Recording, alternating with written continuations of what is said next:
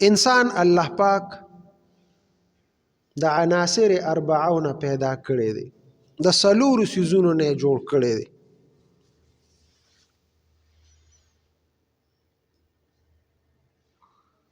اور، اوبه، هوا او خاوره. دا خدای پاک د دې نه جوړ کړی او دا ټول کائنات تقریبا چې الله پیدا کړي دي دا د دې عناصر اربعو نه پیدا کړي دي. دې عناصر اربعو دې څلور څیزونو کې الله پاک ډېر لوی طاقت یې ښودی دی. علماو لیکلي دي وی دا اور ډېر طاقتمند دی. تاسو وګورئ چې په یو ځای کې اور ولګي، خصوصا په دې ځنګلو کې چې اور ولګي دا کاڼي مو سره سوځي. بیا دغسې دا غټو غټو بلډینګونو کې اور ولګي نو هغه اور سره داسې څیزونه چې هغه د سوځېدو قابل ني هغه هم ورسره سوځي، اوبه هم ورسره اور واخلي. بیا دا اور دومره طاقتمند دی چې دی هر څیز ته بیا هغه خپل چې د کوم هغه سوځېدل دي او هغه کمال دی هغه هغې ته منتقل کړي. هر شی اور شي. اور ډېر لوی طاقتمند څیز دی. الله دا لوی طاقتمند څیز پیدا کړی. دغسې که اوبه دي، اوبه خدای پاک ډېرې طاقتورې پیدا کړي. سیلاب چې راشي نو سیلاب څومره نقصان کوي. غټ غټ بلډینګونه دا داسې په یو سیکنډ کې داسې روک شي، نوم یې ختم شي. لوی لوی ښارونه چې دی نو هغه بلکل اوار کي. سیلاب چې په تیر شي اوار شي، بلکل ښارونه اواري. د اوبو له خدای پاک دومره لوی زور او طاقت ورکړی. دغسې که هوا ده نو هوا د هغې نه هم طاقتمنه ده. په کومو علاقو کې چې طوفان راشي د هوا او بیا خصوصا سمندر کې چې راشي نو سمندر یوه چپه هغه چې راشي او کوم علاقه باندې نو هغه علاقه تباه کوي. په سمندر کې چې طوفان راشي، دغسې په اوچه چې طوفان راشي تاسو وګورئ دا درنې درنې اونې دا داسې په بله باندې واړئ، عمارتونه روانئ. هوا له خدای پاک ډېر لوی طاقت ورکړی دی. دا خاوره ده، دې خاورې له الله څومره لوی طاقت ورکړی ده. وګوره دا خاوره ده او په دې خاوره باندې 80-80 بلډینګ ودروه دی برداشت کوي. دا طاقتوره ده، مضبوطه ده. الله پاک دې خاوره کې دا کمال یې ښودی دی چې دې خاوره کې سخوال هم دی. سخته ده نو داسې سخته ده چې وګورئ بلډینګونه پې ولاړي هغه هېڅ نه کېږي، په ځای باندې ولاړي. دا د دې هغه سخوالی دی. دا غرونه په دې ځمکه باندې د پاسه دي، د دې غرونو ډېر زیات وزن دی، د دې بلډینګونو نه هم زیات وزن دی. خو دا ځمکه ښکته کوي نه، دې کې خدای یو طاقت یې ښودی دی. دا برداشت کوي او نرم هم دومره ده چې زمیندار لګیای سسکوره پکې وای په قلار قلار او لګي خپل کار پې کوي، فصلونه ته زرغونی. نو نرموالی هم شته او سخوالی هم د سره سم نه دی. خدا چې طاقت پکې الله دې ځمکه کې دی خاوره کې ښودی دی دا ډېر طاقتمند ده. دا عناصر اربعه دا څلور څیزونه اور، اوبه، خاوره او هوا دا طاقتمند څیزونه دي په دنیا کې. الله پاک د دې نه دا دنیا هم جوړه کړې ده. دا لوی کائنات دي او دا وړوکې کائنات د انسان دا بدن دام خدای پاک د دې عناصر اربعو نه جوړ کړی دی. دا هم ډېر طاقتور دی. دا بلډینګونه چې ودرولی دي نو دا د انسان ودرولی دي. دا 5-6 فوټه انسان چې دی دا 2 ودرولی دي. دا په هوا چې جزونه الوزي نو دا د وړوکې انسان الوزولی دي. دی ډېر زیات طاقتمند دی. بیا دا طاقت خدای دله ورکړی دی. دا ارسه طاقتمند دي. خدا دا چې د دې پیدا کوونکي هغه ډېر زیات طاقتمند دی، لوی زورور ذات دی. مونږ چې اذان کوو نو په اذان کې مؤذن 4 ځله الله اکبر وایي. څو ځله وایي؟ 4 ځله. نو د انسان ته دا دعوت دی چې انسان وایي چې دا اور ډیر طاقتمند دی. مؤذن وایي الله اکبر، دا اور پیدا کوونکی ذات چې دی ګوره هغه ډیر طاقتمند دی، هغه ډیر غټ دی. که مونږ وایو چې دا هوا ډیره طاقتمنده ده نو مؤذن راته آواز وکړي، دا یو دعوت دی مونږ ته چې نه ګورې دا اور دومره طاقتمند نه دی لکه څومره چې د دې اور پیدا کوونکی طاقتمند دی. دا خاوره دومره طاقتمنه نه ده، دا هوا دومره طاقتمنه نه ده لکه څومره چې د دې پیدا کوونکی ذات هغه طاقتمند دی. 4 ځله مونږ ته دا دعوت راکوي. نو دا مونږ ته دا دعوت دی چې دا دنیا الله د عناصر 40 نه پیدا کړې ده، دا طاقتمند نه دي. ګورې د الله ذات طاقتمند دی. او ای انسانه تم غرور او تکبر مه کوه. دا مه وایه چې زه خدای پاک ډیر طاقتور پیدا کړم. نه، ته چې چا پیدا کړې هغه ډیر طاقتمند دی او ډیر زورور دی. یو طرف ته خو الله زورور دی او بل طرف ته الله بینیاز ذات دی. د قرآن مجید کې راځي الله الصمد، الله بینیاز دی. نو دا کم دا طاقت سره دا بینیازی نه ده، دا بیا ډیره خطرناک شي. ځکه چې یو سړي سره زور هم شته او هغه د چا پروا هم نه کوي.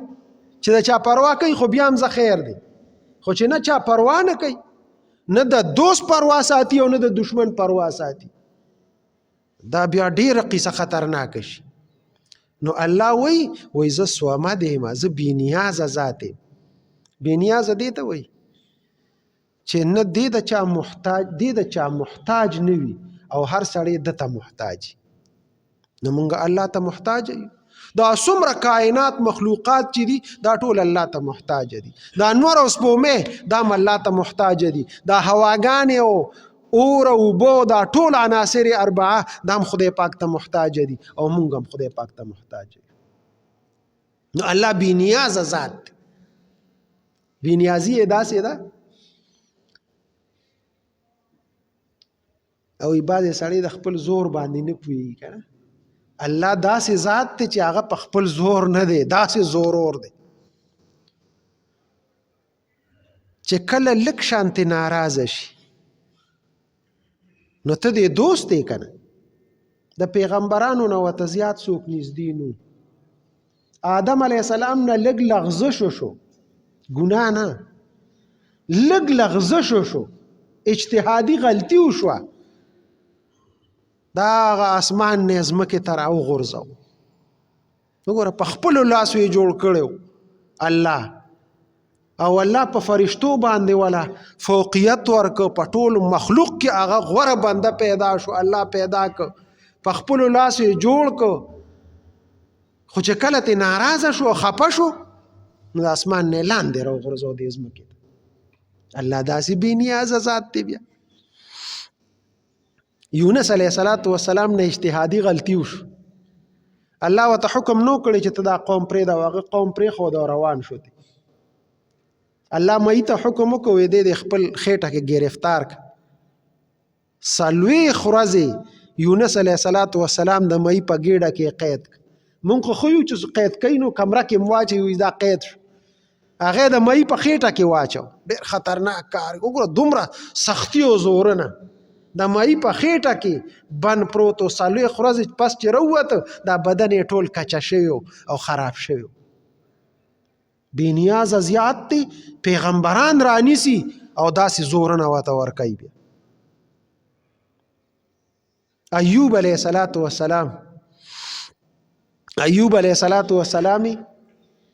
په داسې بیماری او داسې ازمایښونو کې واچو.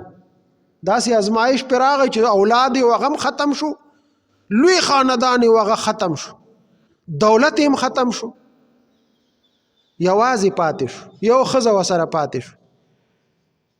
نو بیا صرف په دغه ازمایش کې نه، بیا په بل ازمایش کې واچو، بیا بیماری پې راوسته. 40 کاله ایوب علیه السلام بیمارو.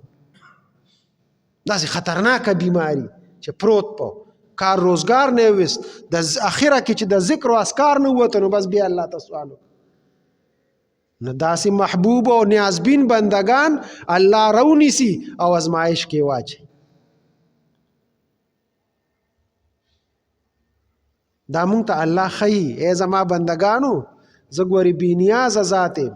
دا به نه وایې چې یاره زه خو ډېر تهجد ګزار یم او زه پرهیزګار یم او زه تقوادار زه حاجي صاحب یم او زه مولوي صاحب یم او زه چې دی نو پیر صاحب یم او زه چې دی نو میا صاحب یم. میاګان الله سره نشته. دا یاد ساتئ الله بې نیازه ذات دی چې پیغمبران ازمایش کې راخلي نو ما تاسو شي مونږ هغه په مخ کې څه یو.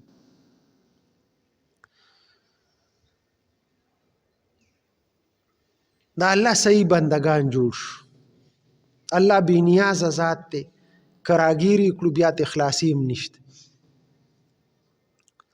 نو الله سره به معامله کوو روغه معامله به کوو. که راغه راته د عبادت حکم کړی دی نو عبادت پیدا سي کوو چې د هغې که حق ادا نه کړو خو چې د هغې رانه حق تلفي ونه شي. حق ته نه ادا کوو. د دې مانځه مونږ حق ادا کولی شو د حج حق ادا کولی شو الله حق مونږ نشو ادا کولی خو دومره ده چې خپل وس مناسب کوشش وکړو چې د الله عبادت وکړو الله راضي. معاملات دي د الله بندگانو سره معاملات هغه صفا وساتو. او که کله کله الله را باندې څه ازمایش راولي څه امتحان کې مو واچوي په هغه ازمایشونو او په امتحان باندې د صبر مظاهره وکړو صبر وکړو نو الله برانه راضي شي. غرض مې دا دی الله طاقتور ذات دی زورور ذات دی بې نیازه ذات دی. یو طرف ته وکړو د الله عبادت او بل طرف ته د هغه په امتحاناتو باندې ازمایشونو باندې صبر وکړو چې الله دا ستا د طرفه دی تقدیر دی. او بیا د الله نه سوالم کوو چې خدای د دغه صبر او د دغه عبادت توفیق هم ته به راکې. ما کې داسې کمال نشته ما کې دا طاقت نشته خپل عاجزي به ماته ښکاره کوو. نو بیا عاجزۍ باندې الله ډېر زیات خوشحالیږي بیا به الله مونږ له توفیق راکړي الله به زمونږ حالات ښه کړي. الله دې وکړي چې مونږ د الله صحیح بندگان جوړ شو او ښه بندگان جوړ شو. دا یو دوه مسلې دي.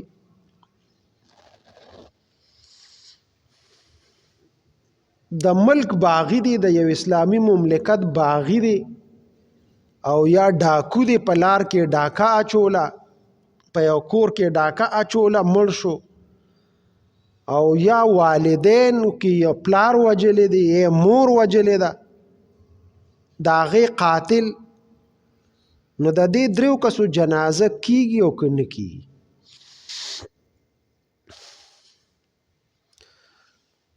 دغلته ناست دی یو سړی شوکې ته ناست دی یا په یو کور باندې ورغی او ډاکې اچول او هغه سړی پرې راپاڅېد او ویې ویشت او مړ شو. یعنې دا مقابله کې مړ شو بس د غلا کوله او مقابله کې مړ شو. ډاکې کوله شوکې کوله او مقابله کې مړ شو. یا د اسلامي مملکت یو باغی دی او هغه د حکومت بغاوت کو پولیس ورپسې مقابله شو حکومت مړ کو او چا پولیسو وویشته باغیو. نو باغی او ډاکو چې په مقابله کې مړ شي وایي د ده به جنازه هم نه کوئ دله به کفن هم نه ورکوئ کنده وله وکنئ او هغې کې خښ کې مرداره ده دا سړی مردار دی د ده به جنازه او غسل مسل نه وي. یو د مور پلار قاتل چې پلار یې وجلي وي یا مور وجلي وي په دې دواړو کې یو وجلی دی دواړه یې وجلي دي. اوس یا به دې قصاصا مړ شي حکومت پې ونیسي او قصاص بشي چې پلار یې وجلی دی دې د هغې په مقابله کې قصاص شو پانسي شو. نو که چېرته حکومت ونیوه او قصاصا یې قتل که نو وایي خیر دی بیا خو یې جنازه وکړي بیا جنازه جایز ده. او که نه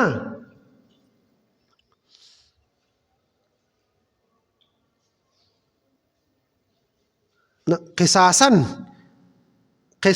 چې کله مړ شو دی نو بیا جنازه نه کوي بیا جنازه نشته. او کدی په خپل مرګ مړ شو نو بیا جنازه کوي. دا فرق ته دی ځای کې بس پلاری وجلې دی مورې وجلې ده هغې کې دی قصاصا حکومت پانسی کو نو بیا جنازه نه کوي. او که نه دی په خپل مرګ باندې مړ شو نو بیا وی جنازه اوکې خیر دی. خو معززین خلق عزتمن خلق د معاشره هغه به نه ورځي، مولوي صاحب به نه ورځي، حاجي صاحب به نه ورځي، ملک صاحب به نه ورځي، داسې مشران سپینګیري هغه به نه ورځي عزتمن خلق د هغه جنازې له. سبا به بل هم دغسې پلار وجني، مور به وجني، قاتلان به جوړېږي چې د خلکو ته زورونه ورشي چې ګورې بیا مې خلک جنازه هم نه کوي. نو د علاقې معززین خلک هغه به نه ورځي د هغه جنازې له. او نور خلک ته جنازه وکړي مسلمان دی خیر د جنازې جایز ده. دا سوال خو تقریبا مخکې یو ځل راغلی. یو ډاکټر صاحب دی هغه یو بیمار لا انجکشن وک چې انجکشن یې وکړو نو هغې پې ریاکشن وک ده وله سمدستي بل انجکشن وک چې یاره دا ریاکشن ختم شي. اوس مسئلې دا تپوس کوي ډاکټر صاحب چې دا انجکشن دا لومبې ما کم کړی دی نو دا خو ما غلط کړی دی، دا بل خو صحیح شو. د دې مخکې انجکشن پیسې اخیستل د دې بیمار نه دا جایز دی او که جایز نه دی؟ نو فقهاو لیکلي دي وایي که دا ډاکټر سند یافته ډاکټر وي، ډګري ورسره وي، ډیپلوما ورسره وي، بیا خو د ده دپاره د دغه مخکې انجکشن او د وروستو د دواړو پیسې اخیستل جایز دي. او که نه ډیپلوما ورسره ني او ډیګري ورسره ني او دغسې په کوڅه کې ناست او ډاکټري کوي او انجکشن یې وایي، نو دا کوم انجکشن چې خراب شوی دی نو د ده پیسې د دې دپاره اخیستل دا حرام او ناجایزه دي. او دغه بل انجکشن چونکې هغه صحیح لګولی دی نو دغه جایز دي، د هغې پیسې ولا اخیستل جایز دي. خو دا ده چې د مخکې انجکشن هغې څه فایده نه ده کړې، نقصان دی، د هغې پیسې اخیستل هغه ناجایزه دي. الله دې موږ ټولو له د عمل کولو توفیق راکړي. زمونږ نن مدرسه ده دلته د چابیانو سټاف کې زمونږ مدرسه ده، زه ورځم درس لم هلته. هغې کې نن زمونږ د طالبانو دستاربندي ده. هغې کې هلته مونږ سره په هغه جومات کې ځای کم دی، څه د روډ لږ غاړه ده، خلک ډیر وي. نو د چابیانو کلي کې چې د قایي صاحب د کوم جومات دی نو دې کې هغه دستاربندۍ پروګرام کړی دی. مولانا مغفور الله باباجي دا کوړي هغه به هم راځي انشاءالله. نیک سړی دی، لیدلو کې ثواب دی، د هغه مخ ته کتلو کې ثواب دی، ډېر یو بزرګ انسان دی. نو که نور بیانونه له نه ځو نو د هغه مخ لیدوله خو لاړ شو چې هغه وګورو. مغفور الله باباجي زمونږ استاد دی، محترم دی او ډېر یو فرشته صفت انسان دی، هغه به راځي. بل د چارسدې مولانا فیاض الکریم صاحب انشاءالله هغه بیان هم کوي. د مازدیګر مانځه نه وروستو تر ماسخوتنه پورې دغه پروګرام وي انشاءالله. ټولو ملګرو ته درخواست دی کې شرکت وکړي، ثواب په نیت باندې الله به اجر او ثواب هم درکړي او دغه مشرانو علما کرامو زیارت هم وشي او څه لږه فایده هم وشي. نو انشاءالله هغې له به ځو که خیري مازدیګر مانځه نه وروستو تر ماښامه پورې انشاءالله هغې له ده. ناظم صاحب هم راغلی دی، تاسو ته دا اعلان دی. دعا په جمع باندې وکړي. اللهم صل علی محمد وعلى ال محمد كما صليت على ابراهيم وعلى ال گناهونه معاف کړي، شرعي حاجات هم پوره وګرځي، ظالمانو او مفسدانو هم په امان کې وساتي. الله تعالی ناراضي شي. وصلى الله تعالی علی خیر خلقه محمد و آله وصحبه. سنت کوي خدای وبخښي.